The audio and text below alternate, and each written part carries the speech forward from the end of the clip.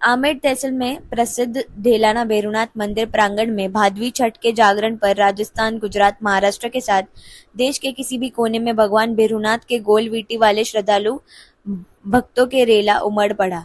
मंदिर ट्रस्ट समिति ने भक्तों के लिए भोजन प्रसाद रखा गया था।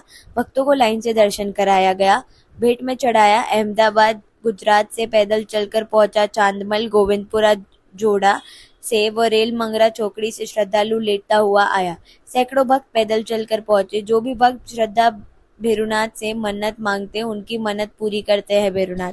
इस दौरान मंदिर मंडल ट्रस्ट के अध्यक्ष जगदीश पालीवाल, महासचिव भेरूलाल कुमावत, कोषाध्यक्ष सुरेश कोठारी, संरक्षक रामलाल, उपाध्यक्ष लक्ष्मीलाल, रमेश चंद्र, मोहनलाल, सुरेश चंद्र छोगालाल, खेमराज छोगालाल, हीरालाल, शिवलाल, राजू, छगन, जगदीश, राधेश्याम कुमावत, भागल किशन, धोबी, भोपा पुजारी, अन्य सदस्य व ग्रामवासी व्यवस्था में मौजूद थे।